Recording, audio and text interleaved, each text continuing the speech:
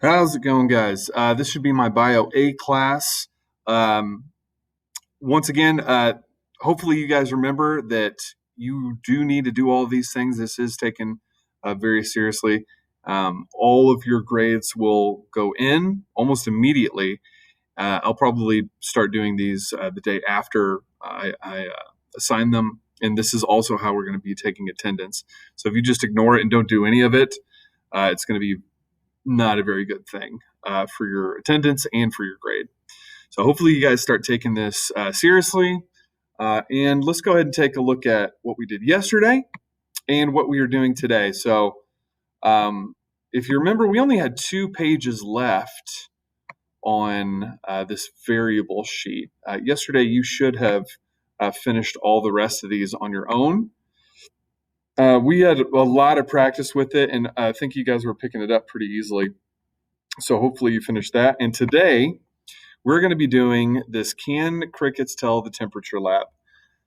I'm going to get you guys started. We're going to take a look at it. I'm going to show you how to set this whole thing up.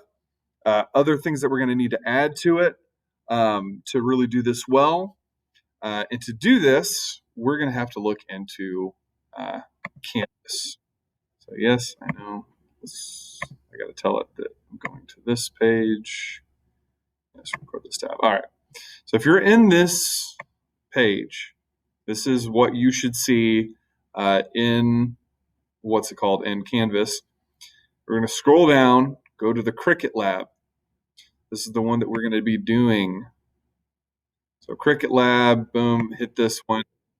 It'll take us to a new thing. And I'm going to go ahead and change it once again. Record to this. So we're here. We're in this new tab. If you've already set it up, you can go ahead and just click this button and it'll open up the Flash player. If not, there's going to be a puzzle piece when you get to this page that doesn't let you do it. All you got to do is click on that and just go to allow or ask permission to use the Flash player, something like that. So it's a real quick fix, and then that'll be like right up in here that you can do that. But let's go ahead and click on this. It'll take us to a new thing. And this one's all about the scientific method. So the scientific method that we learned about in our notes and some of the variable stuff that we've been talking about the past couple of days. We're going to go ahead and just get straight into this. So let's hit begin. We're going to skip all the tutorial. We don't need any of that. So we're going to go straight to the Cricut thing. And we'll do an introduction. And I'm going to go back and forth to the period 2 stuff. So this is for my A group. We'll go back and forth trying to figure out exactly what we need to put in here and when. So this program in which you will use the scientific method to solve a problem involving a chirping cricket. So I'll read through the introduction, and you'll work from the menu on the left. It will perhaps be best to go logically through the menu, first to last. But as a scientist, you are free to work through the problem in any manner you wish. If you become confused about the scientific method, go back and do the tutorial. We should be good on that, hopefully. So first step is to define the problem. On several hikes in the White Tank Mountains, you've come across the same noisy cricket. However, every time you hear him, he is chirping at a different rate. On your first trip into the area, the cricket was chirping like this. I'm guessing that's supposed to represent, yes, his speed. So you went back in March, and it was pretty slow chirping at 6 a.m. in the morning. Several months later, you hike into the same area. To your surprise, you see the same cricket. How you know it's the same cricket? We'll never know. However, you are puzzled to hear him chirp much faster than before. So now he's really going at it. So 6:21, 2 p.m. in the afternoon, he has a fast chirp going. After you go home, you begin to think about the cricket. Curiosity gets the best of you, and you decide to hike into the area one more time. Unbelievably, you come upon the same cricket. He is, of course, chirping, but he is chirping faster than the first time, but slower than the second. So all the way up in September, you go at 8 p.m. and you find that he's got a medium chirp. Each time you have seen the cricket, he has chirped at a different frequency. This seems strange, so you decide to investigate further. You catch him and take him back to the lab. Once you have the cricket in the lab, you need to define a problem that can be investigated scientifically. Which of the following would be a good statement of the problem? Crickets seem to chirp at different rates. Is there a single factor that affects the chirping rate in crickets? And I wonder why and how a cricket makes its chirping sound. Now, we're looking specifically at the chirp rate of these things, and you want to figure out why the chirp rate is so high. So I'm going to go ahead and click on B. Good. That is the best statement of the problem that you could have for this investigation. So what we're going to do, we're going to go back to period 2. Now, of course, I know. I got to tell you, I got to let this thing know that I'm going to this page now. Okay. So on the period 2 stuff, we're going to do a few things for this lab. First, I'm going to change this down to size 14 font. It's a little too big as it is. And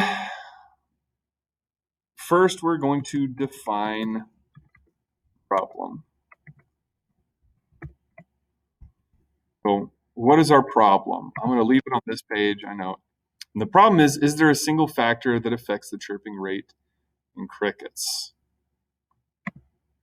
So this is our question as well. Is there a single factor that determines chirp rate in crickets?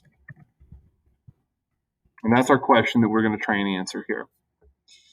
So go back to our scientific method. Yes, I know. Just going to do this every time. So hit next.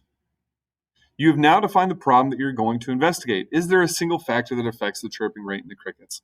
Click next to proceed with the investigation, and we'll go to the information collection. From reading articles and reference books, you glean the following information. It may or may not be useful in your investigation. Only male crickets chirp, and they do so by rubbing one wing against the other, or by rubbing their legs against the wings. 2, crickets hear with their elbows. Their ears are small discs near one of the front joints on the front leg. 3, crickets have several chirp patterns. The one we usually hear is the calling song used by males to attract females. 4, some crickets are mute. They don't chirp. Some of the mute crickets live in caves. 5, in parts of Africa, cricket songs are believed to have magical powers. 6, the male cricket even sings underground. 7, crickets belong to the order Orthoptera. This is the same order that includes grasshoppers, katydids, walking sticks, and roaches. That is the information you were able to collect. Click next to proceed with the investigation. We don't need to write anything else about that particular one right now. But this is where it gets interesting. You need to formulate a hypothesis. Remember, you have defined your problem as what is one factor that affects the chirping rate in crickets. The laboratory conditions are set up to recreate the field conditions of your last visit to the white tanks as much as possible, where you have an air temperature of 25 Celsius, atmospheric pressure of 600 or 760 millimeters of mercury, a humidity of 15%, 5 crickets nearby, a wind speed of 2 meters per second, and a chirp rate of 148 chirps per minute. Now it's time for you to make a hypothesis. For your hypothesis, select the factor that you believe causes crickets to chirp at different rates. So there's 5 different ones that we're going to need to do here. And you're going to need to test all of them. So I'm going to go back to the Google Slides here. So record this tab. So for hypothesis, we have 5 different variables to test. Because remember, that's your test variable. You have air temperature and atmospheric pressure.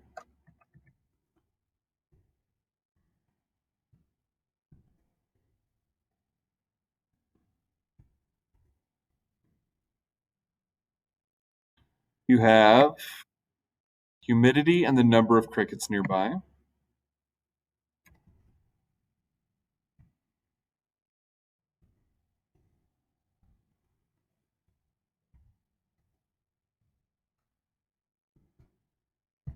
And lastly, you have wind speed.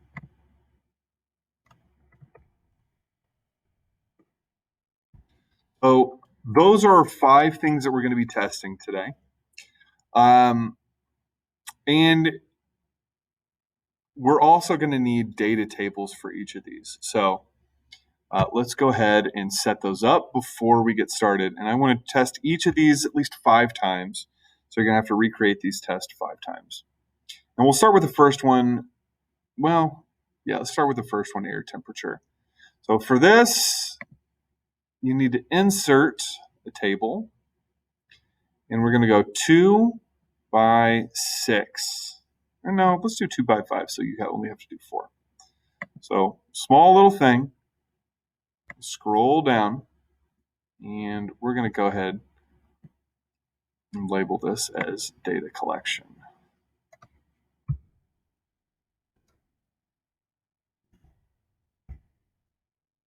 So up here, we're going to put air temperature and the number of chirps per minute. We should also add tables for the rest of these as well. So we've got atmospheric pressure, humidity, number of crickets nearby, and the wind speed. So let's add one more just to show you how to do it. Another 2 by 5.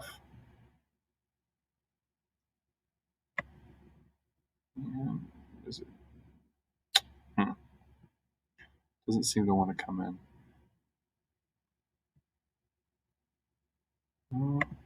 Let's go ahead. I'm going to try this again. Insert another table, 2 by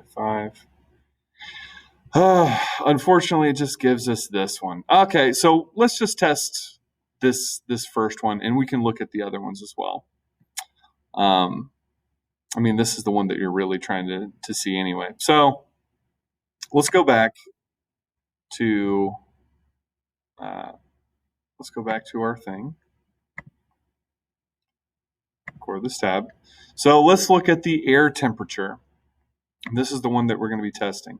You have selected air temperature as your independent variable. This means you will test the effect of different air temperatures on the frequency of cricket chirping. Should atmospheric pressure, humidity, and number of crickets nearby, and wind speed be varied in this experiment? Varied means it changes. And I would say probably a no on that one because you want to keep them constant. You want them to be controlled. Good. They need to be kept constant. So air temperature is the thing that we're going to be looking at. Now that you've established your hypothesis and you know your controlled variables, click Next to proceed with the experiment. Then you got to perform it. This experiment will be conducted in the GCC biology lab where all the environmental factors can be controlled. The values for the control variables have been set to the standard values shown in the Make a Hypothesis section, but you need to set the value for your independent variable. So you picked air temperature, or we picked air temperature as your independent variable. So you need to select the air temperature to use in your experiment. And it can range between 5 degrees Celsius and 45. So there's only 4 different things we're going to be testing. I'm going to go for the lowest first, 5 Celsius. And the average number of chirps per minute over 10 runs was 4. So let's go back to this.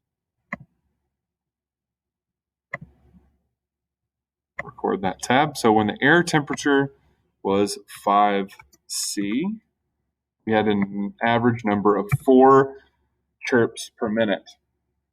Now, you guys are going to have to go do the rest of these. So as you're in there and you're testing this, all you got to do is 3 more times. But just to make sure that you guys are doing it on your own, you have to go in there and you have to do these tests yourself. I'm not going to do the rest of these with you. But that's all I've got for you today. So this should be pretty easy.